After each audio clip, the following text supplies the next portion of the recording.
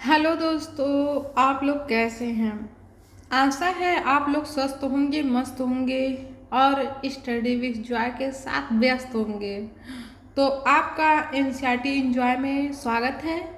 और यहाँ पे एक बार सबसे पहले यही कहना चाहूँगी, इस चैनल को लाइक करें, सब्सक्राइब करें एंड शेयर करें। और जो भी ज़रूरतमंद बच्चे हों उनके पास ज़रूर ये वीडियो शेयर करें ताकि उनका अच्छे से स्टडी हो पाए। और यहाँ पे देखिए, मैं एक बार फिर से बताना चाहती हूँ कि यहाँ पे जो है एनसीईआरटी एंजॉय में आपका सबसे पहले स्वागत है। और यहाँ पे देखिए, 9th से लेकर 12th तक के बच्चों को जो है साइंस पढ़ाया जाता है। आपका जो है 10th सिलेबस यहाँ पे कंप्लीट किया जाएगा साइंस का। और जो भी यहाँ पे चैप्टर पढ़ाए जाएंगे उसके बाद में जो चैप्टर ख़त्म होगा एनसीईआरटी क्वेश्चन भी डिस्कस किया जाएगा, एमसीक्यू भी डिस्कस किया जाएगा। और हाँ दोस्तों, आप लोगों से एक रिक्वेस्ट है कि आप लोग एनसीईआरटी हर क्लास में मैं ये बताती हूँ कि एनसीईआरटी बुक लेकर आए और एक बार पढ़ के आए और पेन कापी साथ में लेके बैठे। और आप लोग को जो टॉपिक न समझ में आए वो कमेंट बॉक्स में ज़रूर कमेंट करें। तो चलिए, हम लोग ये लेक्चर स्टार्ट करने से पहले देखा जाता है कि नेक्स्ट लेक्चर में हमने क्या क्या पढ़ा जा था। ठीक है, हल्का सा रिवीजन करते हैं और उसके बाद हम लोग अपना स्टडी कंटिन्यू रखते हैं। देखिए, सबसे पहले क्वेश्चन लेक्चर में हम लोगों ने विषय सूची के बारे में बात किया था। जो क्लास 10 की जितनी भी विषय सूची है, केमिस्ट्री, बायोलॉजी और फिजिक्स के बारे में हम लोग डिस्कस किए थे कि इसके अंतर्गत कितने कितने चैप्टर आते हैं। और उसके बाद हमने बायोलॉजी पोर्शन से स्टार्ट किया था। बायोलॉजी पोर्शन से हमने क्यों स्टार्ट किया था ये मैंने आपको बता चुकी हूँ। और यहाँ पे बायोलॉजी का सबसे पहला चैप्टर हम लोग जैव प्रक्रम के बारे में बात किया था, और जिसे इंग्लिश में लाइफ प्रोसेस कहते हैं। ठीक, और इस चैप्टर में हम लोग को मुख्यतः जो है 4 पॉइंट पढ़ना है। अब उसके अंतर्गत कितने पॉइंट्स आते हैं ये हम लोग देखते हैं।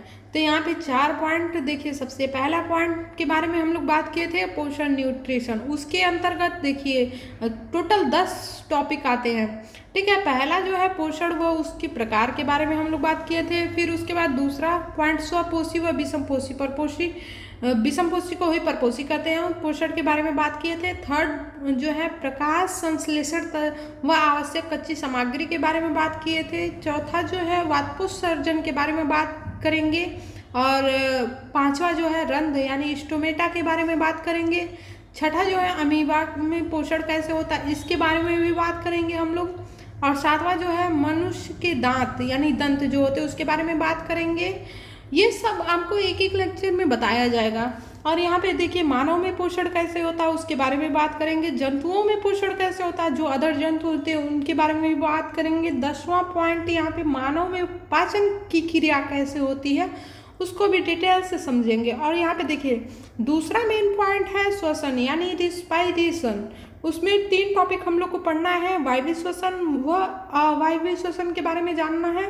दूसरा पॉइंट है मनुष्यों में श्वसन और तीसरा पॉइंट है फेफड़े। ठीक, अब उसके बाद थर्ड पॉइंट ये है मेन पॉइंट परिवहन, जिसे ट्रांसपोर्टेशन कहते हैं, या हम लोग इसे परिसंचरण तंत्र भी कर सकते हैं, परिसंचरण, जिसे इंग्लिश में सर्कुलेशन कहते हैं।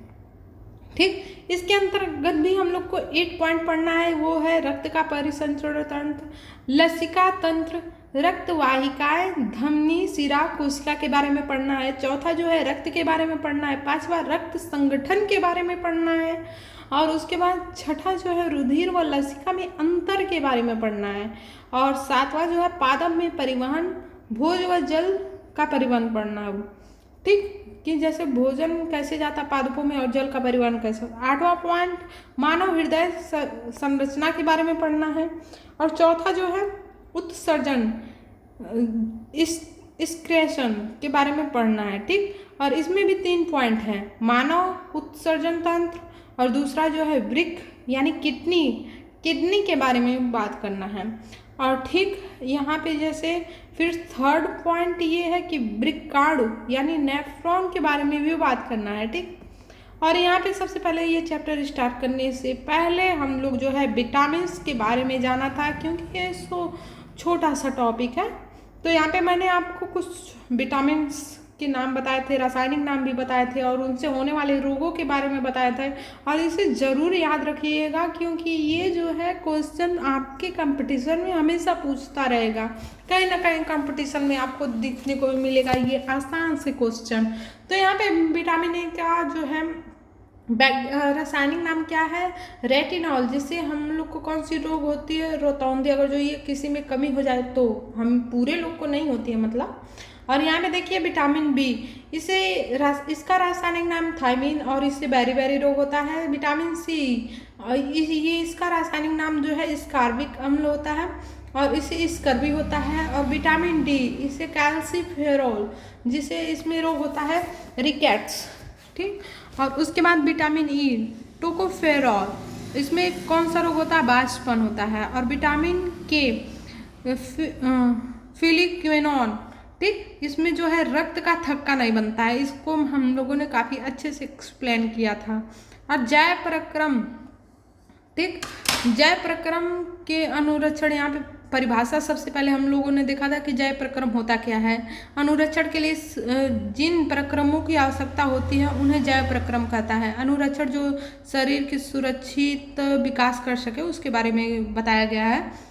और जय प्रक्रम किस में होता है ये भी देखा था, सजीव में होता है या निर्जीवों में होता है। तो यहाँ पे सजीवों में होता है। और सजीव और निर्जीव किस प्रकार से डिफरेंट है आपस में, तो उसके बारे में हम लोग देखा था। फिर हम लोगों ने पोषण की बात की थी कि पोषण जो है मतलब वो क्या है, ठीक है।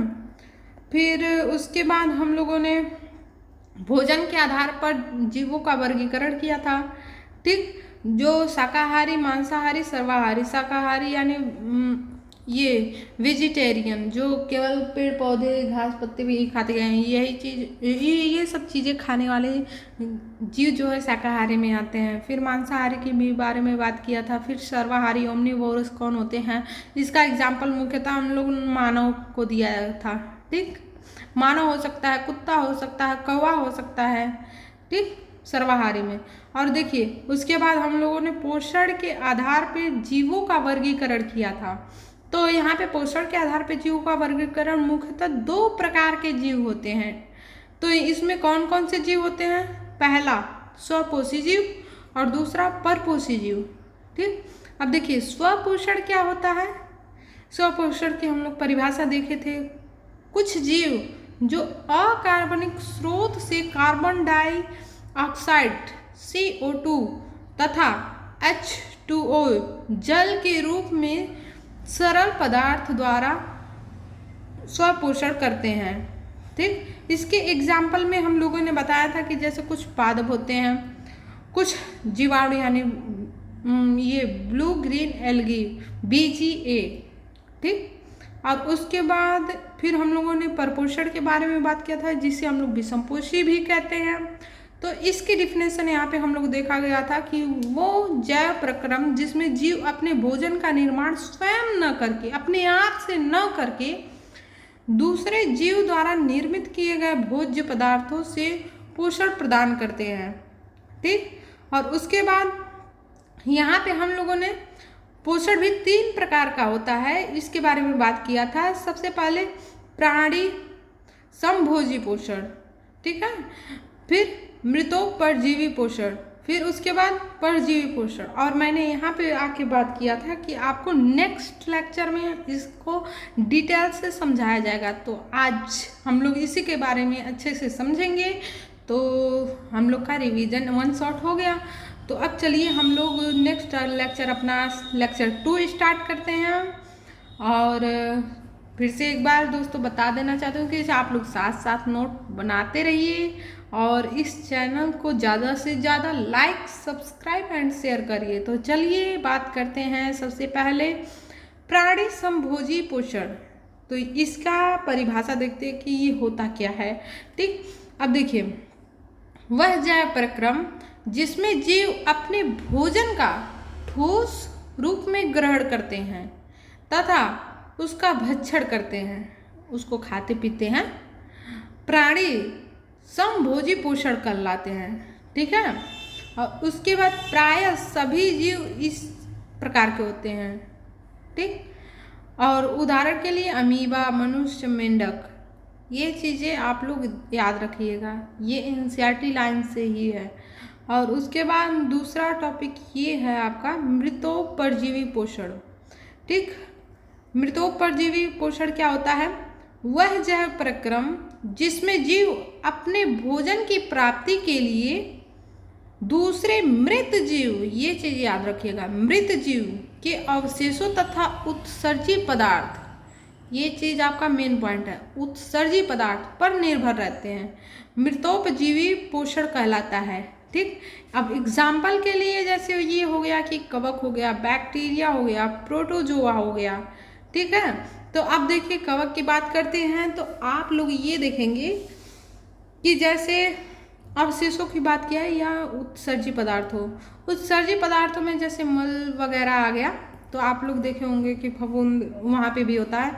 और अवशेषों जैसे आपको कहीं सड़ी गड़ी लकड़ी अगर जो दिखती है, ठीक है, तो उसके ऊपर कुछ मशरूम लाइक स्ट्रक्चर होते हैं, कुकुरमुत्ता जिसे आप लोग कहते हैं, या कभी कभी फफूंद जैसे ब्रेड पे देखे होंगे, कुछ सड़ा गला ब्रेड होगा तो उसके ऊपर जो है फफूंद लग जाते हैं, तो वो चीज़ जो है कवक होती है। तो ये सब चीज़ें मृत और गले सड़ी चीज़ें होती हैं, तो इनके ऊपर से जो यहीं से भोजन लेते हैं। ठीक है, ये जीव।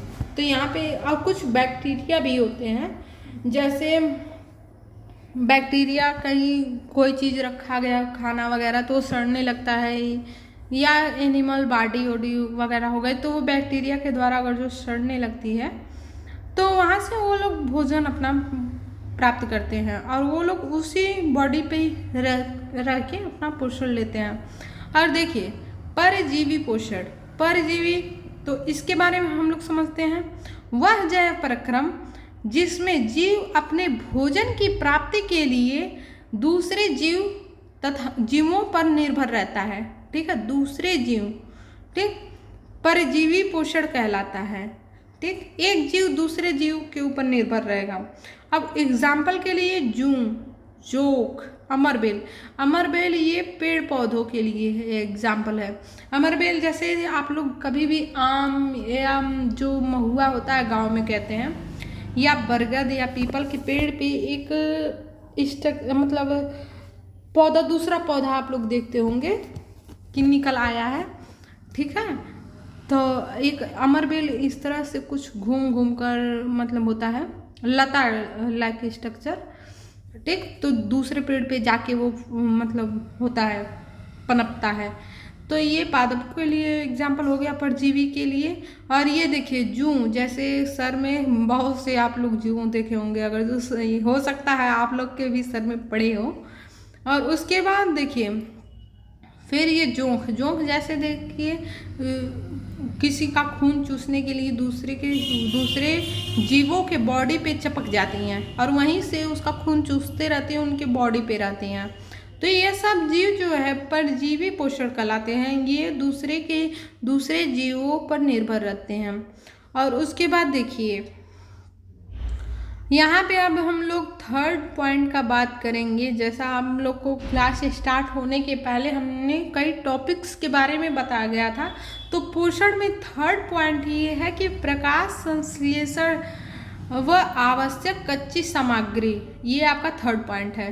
तो यहाँ पे देखते हैं हम लोग, सबसे पहले प्रकाश संश्लेषण होता क्या है, हम लोग इतने के बारे में जानते हैं सबसे पहले। ठीक, और ये देखिए प्रकाश संश्लेषण, हमने कुछ डायग्राम बनाया यहाँ पे लगाया है ताकि आप लोग को थोड़ा सा हिंट मिल सके कि पौधे कैसे भोजन बनाते हैं। ये देखिए ये आपका सन है, यहाँ से लाइट आ रही है, पत्तों पे गिर रही है।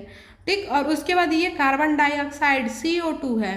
ठीक, यहाँ पे जो है क्लोरोफिल लाइक वो जो क्लोरोफिल स्ट्रक्चर होगा वो इन सब चीज़ों को जो है अवशोषित करेगा। और यहाँ से देखिए H2O जल नीचे से जाएगा, ठीक है, पेड़ से इधर से जाएगा और ये सब प्रकाश वगैरह यहाँ से आएंगे। फिर ये खाना जो है इनके पत्तियों में बनेगा, भोजन, और उसके बाद यहाँ से जब खाना बनेगा और उसके बाद यहीं से ऑक्सीजन वगैरह सब कुछ निकलेगा। ये नहीं कि खाना यहाँ बना तो ऑक्सीजन यहाँ से निकल रहा है, ऐसे नहीं होगा।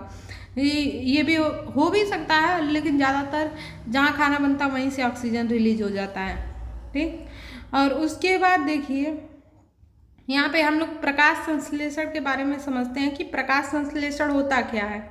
अब देखिए, स्वपोषी जीव मुख्यतः पादप की बात की जा रही है, और जैसे बीजीए हो गया, ब्लू ग्रीन एल्गी, ठीक, बीजीए जिस प्रक्रिया द्वारा भोजन बनाते हैं उस प्रक्रम को ही प्रकाश संश्लेषण कहते हैं। ठीक, जो प्रक्रियाएं होती हैं भोजन बनाने के लिए, ये पूरा प्रोसेस यहाँ डायग्राम में देख रहे हैं कि ये सारी प्रक्रियाएं जो है CO2 का पत्ती में जाना, जल का जो है जड़ से ऊपर जाना पौधों में, ऑक्सीजन का पौधों से निकलना, और यहाँ क्लोरोफिल में भोजन का बनना, ये पूरी प्रक्रिया जो है आपका प्रकाश संश्लेषण कहलाती है। तो यहाँ पे यही डिफिनेशन दिया गया है कि स्वपोषी जीव मुख्यतः पादप या कुछ बैक्टीरिया जैसे BAG ब्लू ग्रीन एल्गी जिस प्रक्रिया द्वारा भोजन बनाते हैं उस प्रक्रम को ही प्रकाश संश्लेषण कहते हैं। और यहाँ पे देखिए ये जो है ये अलग परिभाषा है, अगर जो आप लोगों को वो न समझ में आया हो तो चलिए हम लोग दूसरे परिभाषा से समझते हैं। यहाँ पे देखिए, प्रकाश संश्लेषण वह प्रक्रिया है जिसमें पेड़ पौधों अपने भोजन को CO2, H2O जल और प्रकाश की मदद से क्लोरोफिल की उपस्थिति में, ये 4 चीज़ें मोस्ट इम्पॉर्टेंट हैं, CO2, H2O, प्रकाश और क्लोरोफिल की मदद से की उपस्थिति में तैयार करते हैं अपने भोजन को। इस प्रक्रिया द्वारा पेड़ पौधों को ऊर्जा प्राप्त होती है। भोजन जैसे हम लोग खाने से, हम लोग को भी अपने खाना खाने से एनर्जी मिलती है। अब वो चीज़ अपना जब भोजन बनाते हैं तो खाते हैं, तो उसके बाद यहाँ पे जो है ऊर्जा प्राप्त होती है और वे जीवित रहते हैं। जैसे हम लोग भी खाना खाते हैं तो किस लिए खाते हैं? जीवित रहने के लिए। वो लोग भी जीवित रहते हैं। इस पूरी प्रक्रिया को ही हम लोग क्या कहते हैं? प्रकाश संश्लेषण कहते हैं। तो अभी ये टॉपिक यहाँ पे कंप्लीट हुआ है। अगर जो इस परिभाषा को आप लोग को न समझ में आया तो कमेंट बॉक्स में कमेंट करिएगा, मैं इसको फिर से अच्छे से समझाऊंगी। और हालांकि मैंने यहाँ पे काफ़ी अच्छे से समझाने की कोशिश की है। और उसके बाद देखिए, अब यहाँ पे आपका पॉइंट है, प्रकाश संश्लेषण के लिए कच्ची सामग्री क्या होती है। ठीक, कच्ची सामग्री, जैसे हम लोग भी खाना बनाते हैं तो हमारे घर में कच्ची सामग्री क्या होती है? मम्मी खाना बनाती है, जैसे हो गया आपका दाल चावल, तो उसको पका के ही खाते हो ना, तब आपको पका पकाया भोजन मिलता है। लेकिन उससे पहले आपको कच्ची सामग्री क्या मिलती है? जैसे चावल, दाल, गेहूँ, जो भी हो। उसी तरह पौधों के लिए कच्ची सामग्री क्या होती है उनको भोजन बनाने के लिए? तो वहाँ पे देखिए कच्ची सामग्री ये है क्लोरोफिल, जिसे हम लोग हरित लवक भी कहते हैं। ठीक, हरित लवक की अहम भूमिका होती है। इस कारण ही पादप का रंग हरा होता है।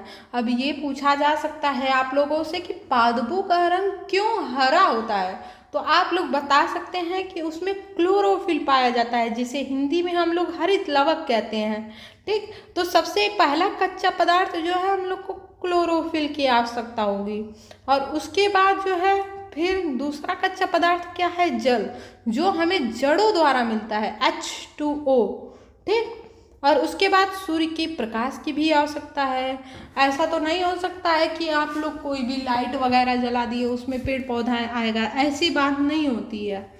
और ये ऐसी भी बात नहीं होती है कि आप लोग जल की जगह पेट्रोल वगैरह दे दो, ठीक है, कि पौधे पेट्रोल से अपना भोजन बनाए, ऐसा नहीं होता है। जो चीज़ें आवश्यक है उनका ही बात किया जाएगा। आपको दाल चावल की जगह पत्थर का दाल चावल दिया जाए तो आप खा पाओगे? नहीं खा पाओगे। तो उसी तरह, ठीक। और उसके बाद देखिए यहाँ पे CO2 कार्बन डाइऑक्साइड की भी आवश्यकता पड़ती है। तो टोटल कितने कच्चे सामग्री हो गए? 4। क्लोरोफिल, जल और सूर्य का प्रकाश और CO2। ठीक। और उसके बाद यहाँ पे देखिए, अब हम लोग इस प्रकाश संश्लेषण की प्रक्रिया यानी जो चरण है कैसे कैसे होता है उसके बारे में देखते हैं। तो यहाँ पे देखिए क्लोरोफिल का क्या काम है, ये क्या करता है? ये सन यानी सूर्य का जो प्रकाश होता है, प्रकाश जो ऊर्जा होती है उसको अपने अंदर अवशोषित करने का काम होता है। अगर जो क्लोरोफिल के बारे में पूछा जाए कि क्या भूमिका है, वो क्या करता है, तो वो जो है प्रकाश की जो लाइट होती है, जो उसमें ऊर्जा होती है उसको अवशोषित करता है। और उसके बाद सेकेंड पॉइंट, क्लोरोफिल में ही प्रकाश ऊर्जा का रूपांतरण मतलब बदलने का कार्य रासायनिक ऊर्जा में होता है। तो वो क्या करता है क्लोरोफिल? वो सूर्य का प्रकाश लेता है।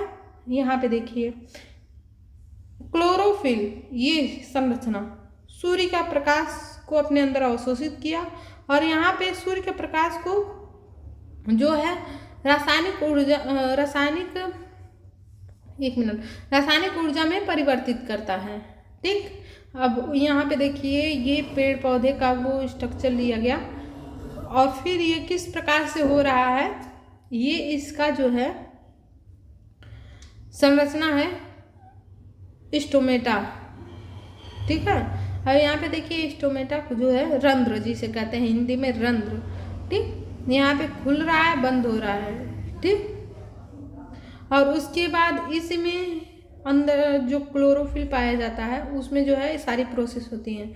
फिर उसके बाद देखिए थर्ड पॉइंट क्या है, जल के अणुओं का हाइड्रोजन तथा ऑक्सीजन में अपघटन। इस चीज़ को याद रखिएगा, अपघटन मतलब टूटता। तो जल का जो अणु होता है H2O जो है वो हाइड्रोजन तथा ऑक्सीजन में अपघटित होता है। और एक पॉइंट यहाँ पे ये भी छूट गया है कि CO2 का क्या काम है, तो वो उसका अपचयन होता है जो है ग्लूकोज, जो एक ग्लूकोज में जो पाया जाता है ऑक्सीजन और कार्बन। यहाँ पे देखिए इस अभिक्रिया को मैं समझाने जा रही हूँ। तो देखिए जो ये कार्बन डाइऑक्साइड होता है, तो ये जब ये अभिक्रिया होती है, यहाँ पे H2O है, यहाँ पे सूर्य का प्रकाश भी है, यहाँ पे क्लोरोफिल भी है।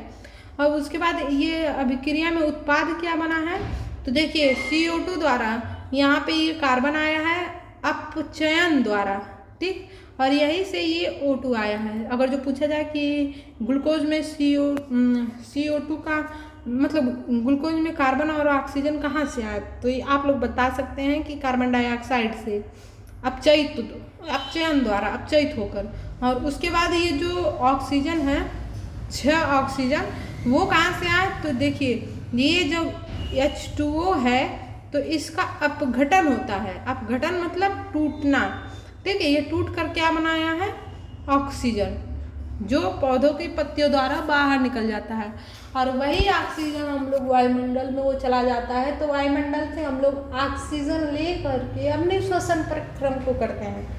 तो आज दोस्तों यहीं तक। और आपको जो चीज़ें ना समझ में आए कमेंट बॉक्स में कमेंट करें, लाइक करें, सब्सक्राइब करें और शेयर करें। तो फिर मिलते हैं दोस्तों नेक्स्ट लेक्चर में, तब तक के लिए बाय।